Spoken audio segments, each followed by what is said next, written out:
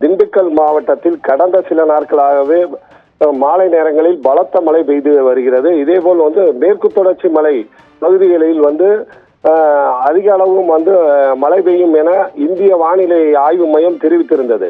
இந்நிலையில் மேற்கு தொடர்ச்சி மலை அடிவார பகுதியான பழனி, ஒட்டஞ்சத்திரம் மற்றும் வத்தலகுண்டு, ஆத்தூர் உள்ளிட்ட பகுதிகளில் அதிக அளவு பலத்த மழை தொடர்ந்து மாலை நேரங்களிலும் பகல் நேரங்களிலும் பெய்து வருகிறது. இந்நிலையில் இன்று பழனியில் அதிக மழை பெய்ததன் காரணமாக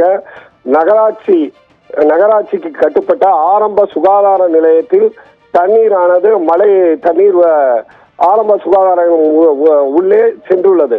இந்நிலையில் அதிகாரிகள் தற்போது தண்ணீரை வெளியேற்றும் பணியில் ஈடுபட்டு வருகின்றனர். தொடர்ந்து மாவட்ட நிர்வாகமும் தீயணைப்பு துறையினரும் தற்போது எங்கெங்கு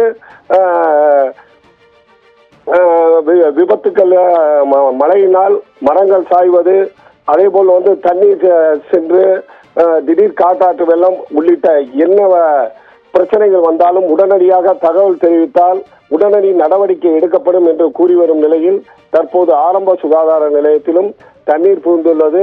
நேற்று கொடைக்கானலில் காட்டாற்று வெள்ளம், தொடர்ந்து தற்போது வரை திண்டுக்கல் மாவட்டத்தில்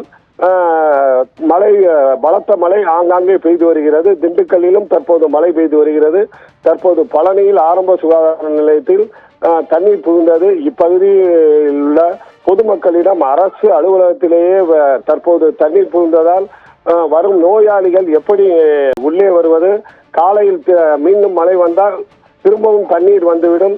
ஆகவே அதற்கு உடனடி நடவடிக்கை அரசு அதிகாரிகள் எடுக்க வேண்டும் என கோரிக்கையும் தற்போது வலுத்துள்ளது. ராஜ், விவரங்களுக்கு நன்றி நாட்ராயன்.